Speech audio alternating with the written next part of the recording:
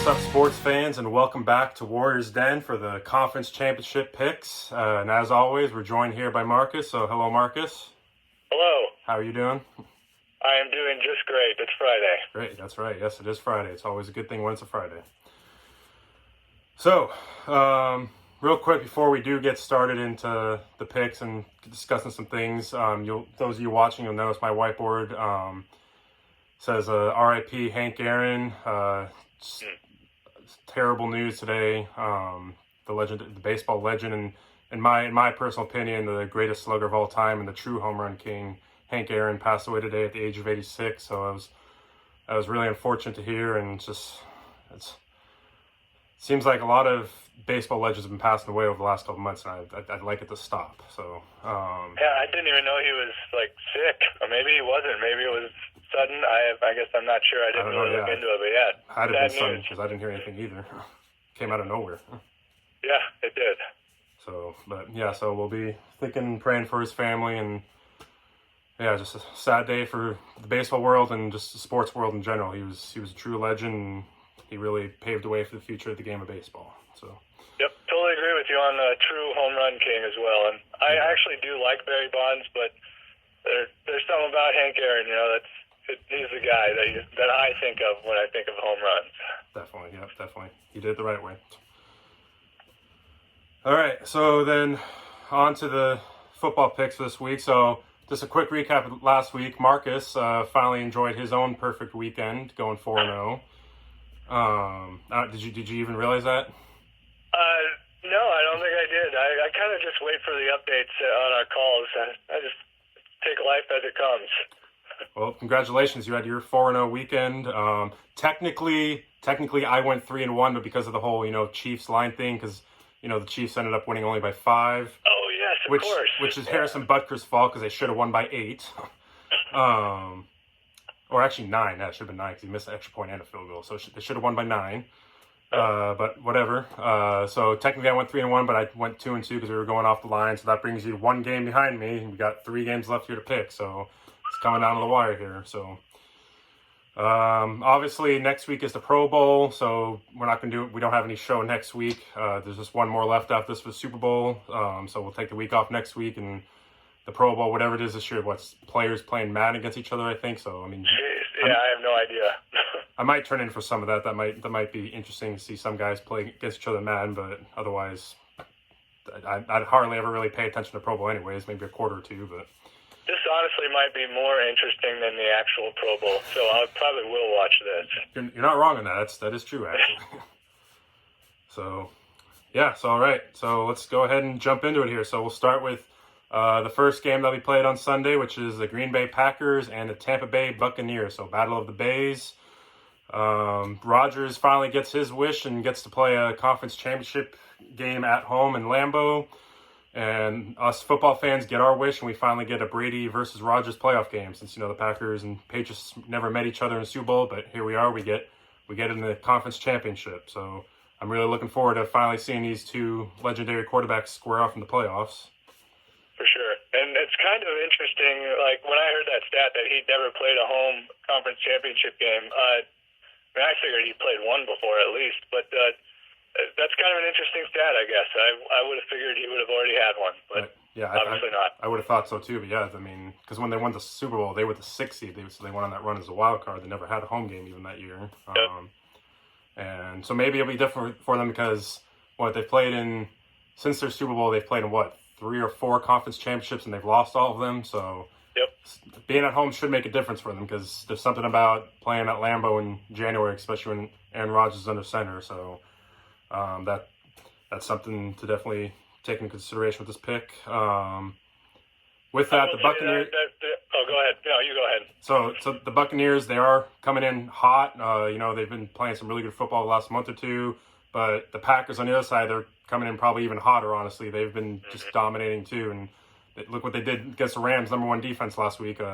Must be nice to have creative play calling to be able to move guys around and do different things to throw a defense off balance. So you see what happens when you have an offensive genius calling the plays. So kind of offsets that top that's defense. a big deal, obviously. And I think that even though the the Rams defense was quote unquote exposed a little bit. I guess maybe you want to say against the Packers, but a lot of it I think still has to do with just the Rams being so inept on offense that there's only so much the defense can do at times.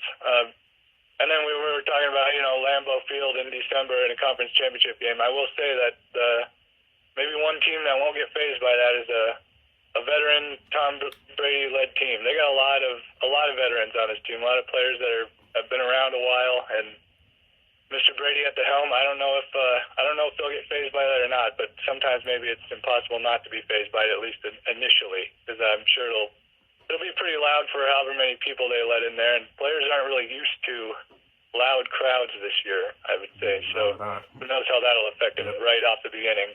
You must have looked at my notes, because that was my next thing I was going to talk about, is how Brady is used to the cold weather, playing championship games at Foxborough all those years. So I was about to say the same thing.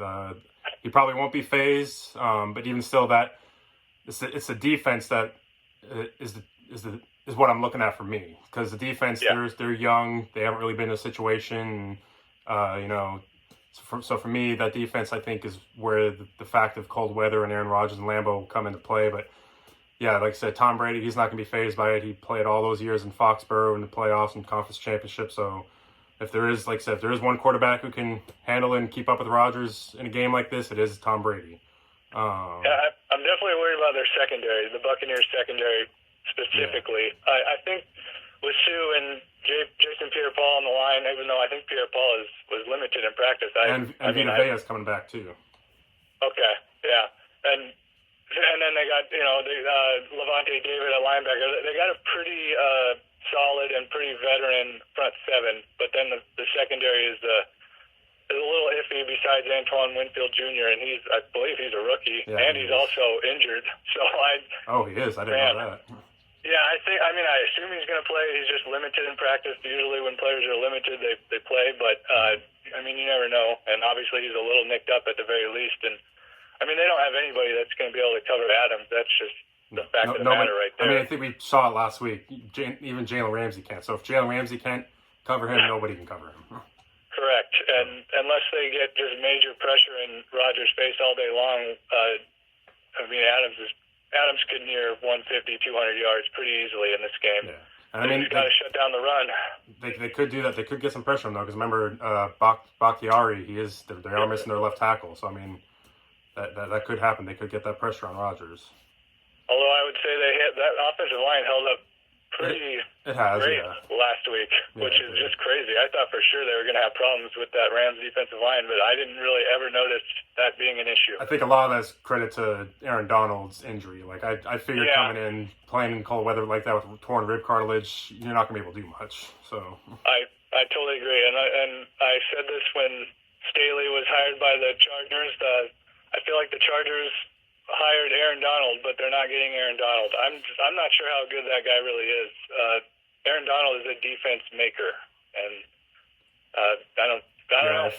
Good luck to the Chargers. I think the Rams actually upgraded their defensive coordinator. Yeah, God, don't get me started. Which is unfortunate, but yeah.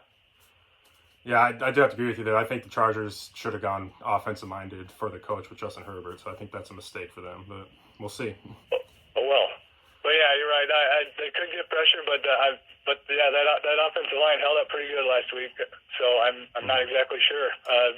The Packers could definitely, if a team's going to run away with this game, it's definitely the Packers. I don't think the other way around is possible or even likely, or it isn't likely or even possible.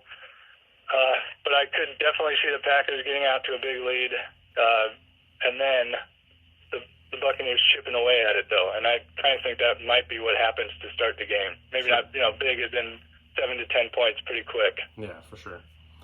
For me, the difference maker in this is just looking at the defenses. I think the Packers do have the overall better defense. We've been talking about the run defense all year, but I think it's improved, I'd say, over the course of the year. And Buccaneers really don't have much of a run game, so I don't think they'll have to worry about that. And I think they'll be able to get after Tom Brady. And they're without Antonio Brown, the Buccaneers are, but they still have, Godwin, Evans, Gronk, even that other guy, Scotty Miller, he's been good for them. Scotty so, Miller, Tyler yeah. Johnson, yeah, they got decent wide receivers. That won't be a problem for sure. And I feel like the Buccaneers are also another team that just, if they would commit to the run a little bit more, it might help them. I don't know how good Ronald Jones really is, but he's got good numbers. He's got almost 1,000 yards and averaging over 5 yards a carry. Yeah, I don't think it's in Bruce Arians' blood to commit to a run though. So correct, yeah, and I also think Fournette is just not very good at all right now. He's kind of washed, unfortunately. Yeah. And their second string should be Keyshawn Vaughn. He's definitely better than Fournette, and it would be nice if they would ride those two, Jones and Vaughn, rather than giving Fournette any touches, because it doesn't look like he's going to do anything. No. So yeah, so with that being said, my pick, I'm taking the Green Bay Packers to take down the Buccaneers by at least 10 and represent the NFC in the Super Bowl. Oh, by 10. Yep. Well, I know at the very beginning of all this playoffs, I did pick the correct Final Four. I know that, and then I think I picked the Packers to represent the NFC in the Super Bowl. But I'm going to fall back on that. I'm going Buccaneers by 1 in this game, and I know, just like you said, I think the Packers are definitely the overall more talented team.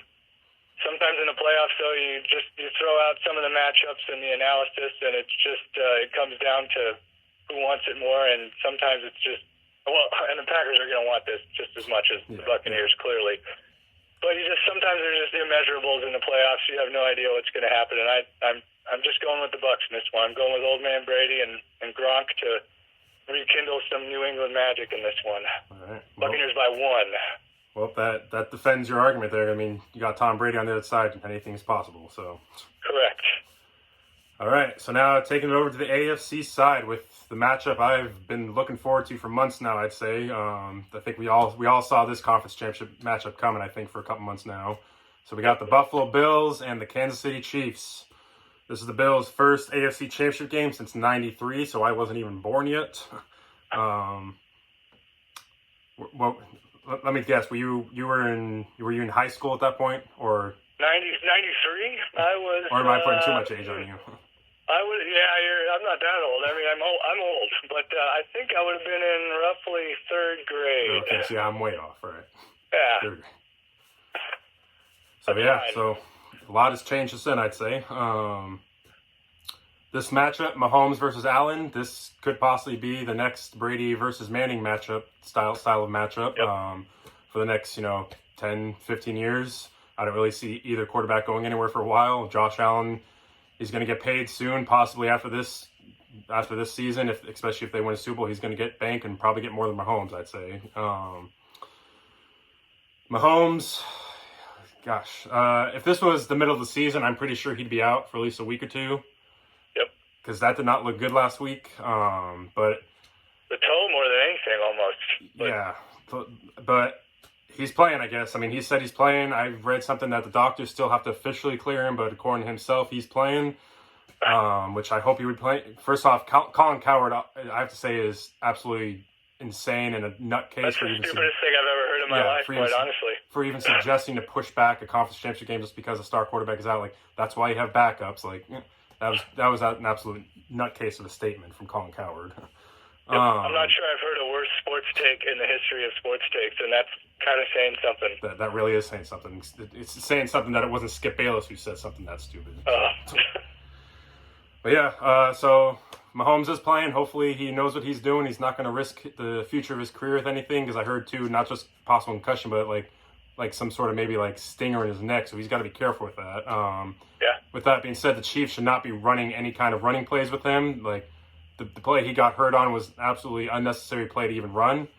I think they did something similar too in 2019 when he injured his ankle or whatever it was, with just a useless, like, unnecessary run play. So they need to take that out of the playbook. Like, you shouldn't be having your $500 million player running plays like that. So, so even though he is playing, he's not 100%. So I think that is a difference in this game as well. I mean, still Patrick Mahomes, even a Patrick Mahomes at 80 or 90%, I would take over like 80% of the league. So.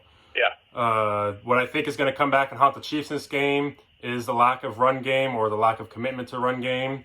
I know the Bills, they don't necessarily have a great run defense, although it has gone better, and obviously it shut down Lamar last week, so it's gone a lot better. But just for the Chiefs, I think we've been saying it for weeks now, if they couldn't find that run game or find that commitment, it's going to come back to haunt them in the playoffs, and I think it will here. So.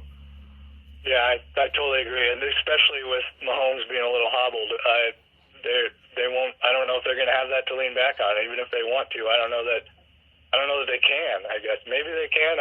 Their whole offensive line is basically injured from the start of the year. I think they only have one starter that started week 1, Eric Fisher, and the first game of the year was maybe the only game of the year that they actually committed to the run. I remember Clyde Edwards-Helaire had a pretty decent very first game with like 30 carries, and then I don't think that ever really happened again. No. I kind of see this game as the quarterbacks with Mahomes being hobbled. I kind of see them canceling each other out for the most part. Mm-hmm. I see Diggs and Tyreek kind of canceling each other out. If not, slight edge. Maybe Diggs. Yeah, slight edge to Diggs probably. Yeah. I totally agree. And then I think the running game I think definitely favors Buffalo, even though they don't have a great running game. I would count on it more than the Chiefs' running game, that's for sure. And it's going to basically come down to can Cole Beasley and Knox kind of cancel out Travis Kelce, which obviously that's a big problem. Yeah. Travis Kelce is an uncoverable tight end for the most part. You just got to do what you can to contain him. They got Tremaine Edmonds, who's pretty good at that. Their secondary is good, so I mean they can do it. They can slow down good players at times. That they're not going to be able to stop them clearly, but yeah, this is probably going to be a back and forth game, or at least I hope it is. Oh, definitely. It's going to be back and forth, high score, and I think it should be everything we're hoping for it to be. I really hope so. I just think this could be such an awesome game, and like you said right at the beginning, we've seen this coming a long time. I think basically after the Bills beat the Seahawks like mid-season is when I was like, wow, this team could really, and that's even when the Steelers were still undefeated. I didn't ever really think too highly of the Steelers. I mean, I thought they were good, but not great. So I think that game when they beat the Seahawks was when I was kind of like, man, this could be the best team in the AFC right now, or along with the KC, of course. Mm-hmm. But so yeah, this is a long time coming, and I really just hope it lives up to the hype because it could be a pretty epic AFC Championship game. Hopefully. Yeah. If it doesn't, the only way I see it being any kind of blowout is in favor of the Bills. I don't see the Chiefs blowing out the Bills. So I totally agree. If for some reason Mahomes gets re-injured or whatnot, I don't know if he'd have to come out or just doesn't. I mean, I've never really seen Mahomes play bad. There's been a few games where I've seen him play bad a couple games in his entire career, but it seems like they still win. Yeah, bad for him is what, 300 yards, 3 touchdowns, and 2 interceptions. Yeah, maybe a few interceptions, but also a few touchdowns. Yeah, correct. This is another thing where I just think the overall more talented team is probably KC, slightly, and mostly because of Mahomes usually, though, and he's a little off. But the Bills just seem to really want it right now. Yeah. To me, the Bills, just every year, I feel like there's a team you can look at and just say, like, just that intangible thing, like that it factor, like that team has it, and you could see them just nobody stopping them. For me, that is the Bills right now. For the last month. I feel like that was the 49ers last year. But obviously that didn't work out. But, it worked out until the last 10 minutes of the fourth quarter. But that's the Bills this year, and they have a way better quarterback, which is the X factor in the NFL at all times. So it's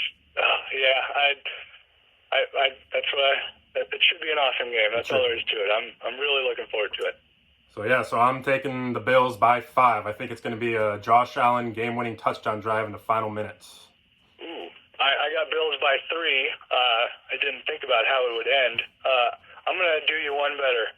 I'm going to say Patrick Mahomes is driving for the game-winning score, and the Bills are going to intercept him to pretty much end the game. All right, I like it. I'm going to go crazy. That's what we're all about here. Yep. All right, so there's our picks. So I'm taking the Packers, and Marcus is taking the Buccaneers. I'm taking the Bills, and so is Marcus. So you know what that means now? It's time to see what our dog said this week. So we're going to hit it over to Pooch Picks here in a minute. Rough week for Diogi last week, going 0-2, and Henry going 2-0. So DOG's got some ground to make up. I don't know if he's going to be able to do it, though, but we'll see. Looks like Henry is the smarter dog, I guess. Oh, yeah, right. That's a sentence never thought you'd hear, probably. Man, he's been called a lot of things in his life. Smart, that was the first. I like it. All right, so we'll see what the dogs pick this week. So yeah, conference championship edition of Pooch Picks. Here we go. Who let the dogs out? Who let the dogs out? All right, well here we are for Pooch Picks Conference Championship edition. So DOG's got some ground to make up after going 0-2 last week, puts him at 1-3, and Henry going 2-0 puts him at 3-1. So DOG got some ground to make up. We'll see what you can do. So we're going to start off with the NFC Championship, the Tampa Bay Buccaneers and Aaron Rodgers and the Green Bay Packers. So we'll see who's going to represent the NFC in the Super Bowl. Let's see who DOG picks. Here's a treat. Here's a treat. All right, go ahead. Make a pick, DOG. Oh, he's really got to think about it. Yeah, he's thinking about it. And, and he is. He's going with the Green Bay Packers to take down Tom Brady and the Buccaneers and move on to the Super Bowl. If he's going to eat the treat. Or just going to roll around on it. All right, well, he picked the treat for the Packers, but DOG's in his own world right now. All right, so now that DOG's done with his barrel rolls, we'll head on to the AFC Championship now for Pooch Picks.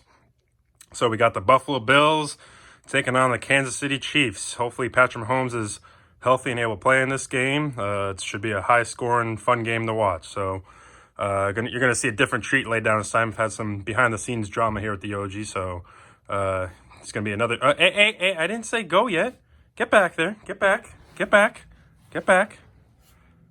All right. As I said, there was some behind-the-scenes drama going on. So, yeah. Anyways, here we go. I'll lay the treat that... Hey, no. Not yet. Not yet. Not yet. Not yet. Wait. All right, make a pick. All right, you're taking the Kansas City Chiefs to take down the Buffalo Bills and try and stay as champions and try and repeat, huh? All right, we'll see what happens, DOG. Hopefully you get your picks this week. All right, another week, another round of Pooch Picks. Got the picks lined up here. Each of them has a delicious butterscotch chip treat for Henry, the Pooch Picker. I drew these on Microsoft Paint even, these logos. We got Tampa Bay and Green Bay, a couple of bays here. Buffalo Bills and Chiefs. I assume Henry's right behind this door because he can't leave my side for more than a couple seconds. Let's see. Yeah, oh wow, there he is. All right, have at it, Haas. Yep, wrong way. There you go. Chiefs over Bills, and oh my gosh. All right, he's got the Chiefs and the Tampa Bay Buccaneers. Well, let's see what happens. All right, and now we're back. So there you have it. There's a conference championship edition of Pooch Picks. So we got DOG taking the Packers and the Chiefs. So he's like in an old school matchup of what was the first Super Bowl, the Packers and the Chiefs. And then Henry's got the Buccaneers and the Chiefs. So not quite following suit with you this week, Henry is, as he's taking the Chiefs, but no. It was better. I mean, last week we were totally in sync, and now we got one difference here, and it's a big difference. Let's see which one of us is the smarter picker.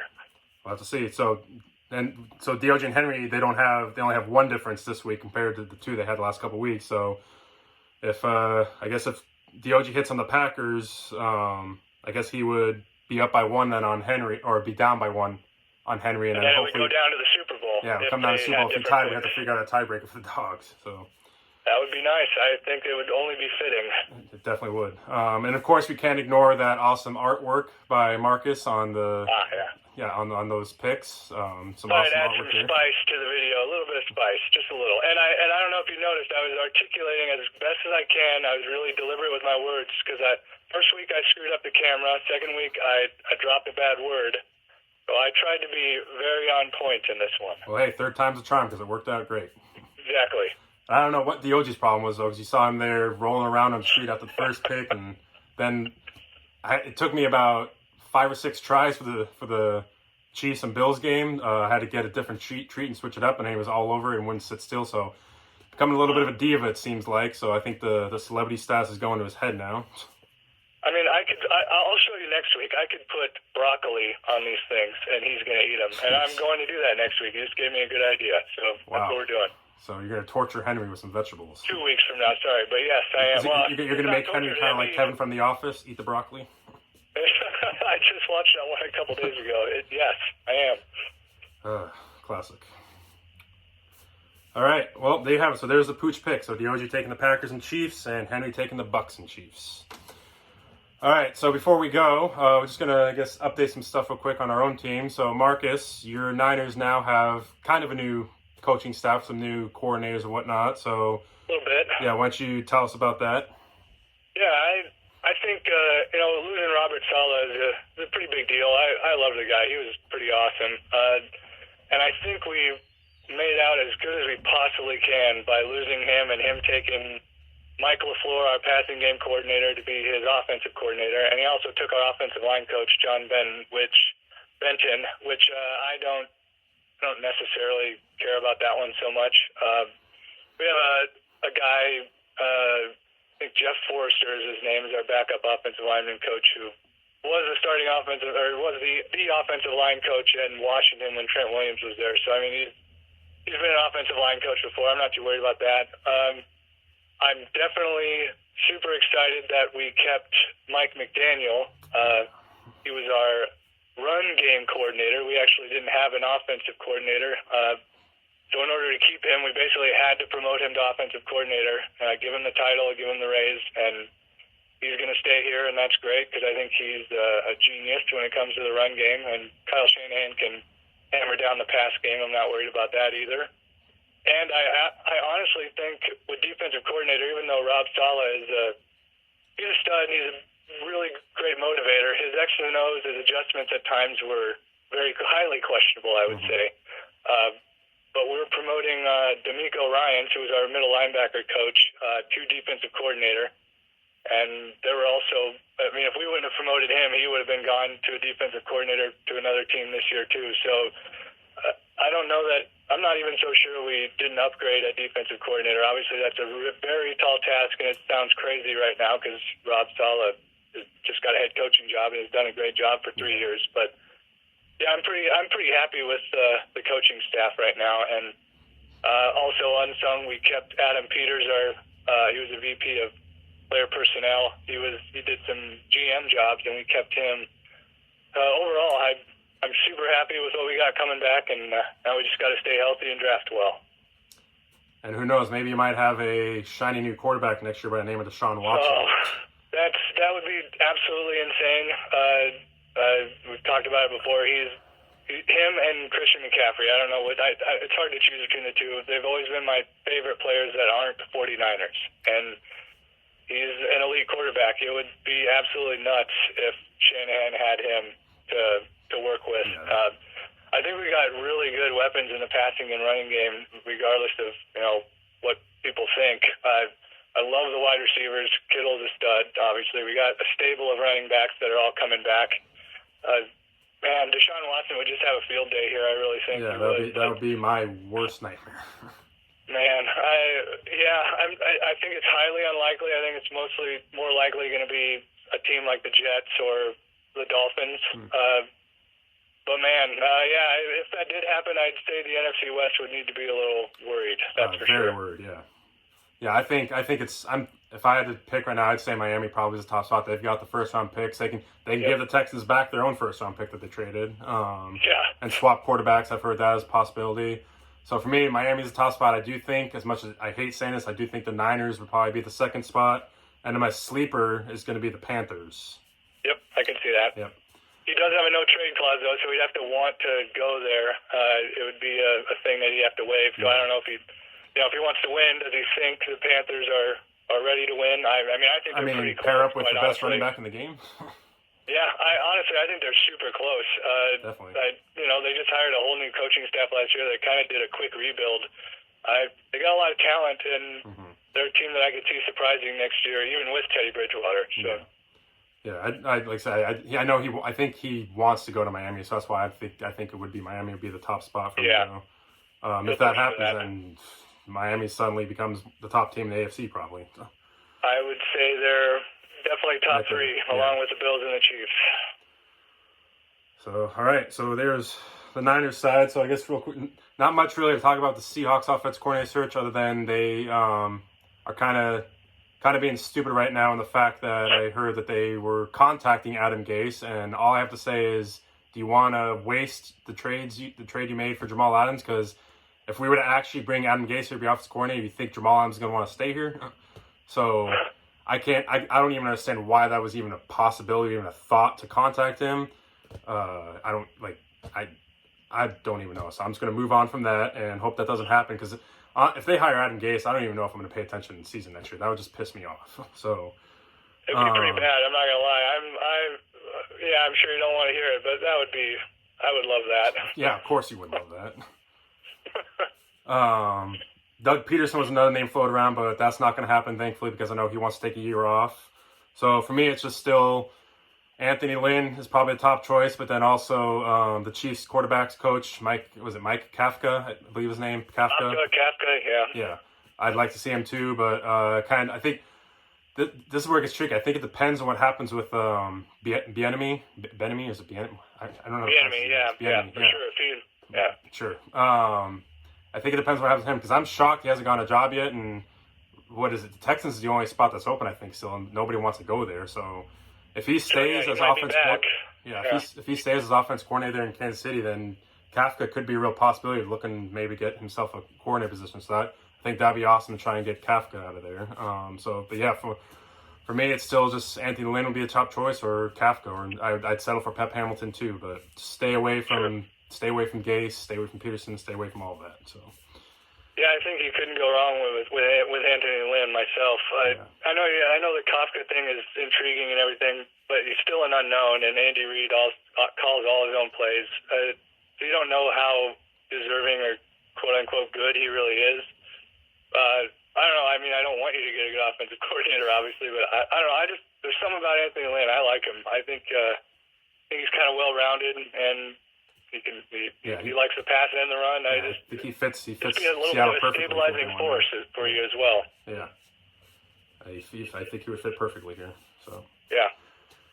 All right, so there you have it. There's the conference championship picks. So thank you for joining us, Marcus. So I'm gonna hop on that Moscow Mule bandwagon this week and watch the games with some Moscow Mules. You got me on that. So.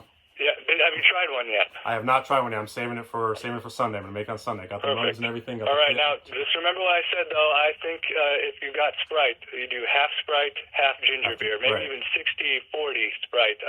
Okay. And I think it's way better. You'll like it better. All right, and you usually go with a non-alcoholic ginger beer.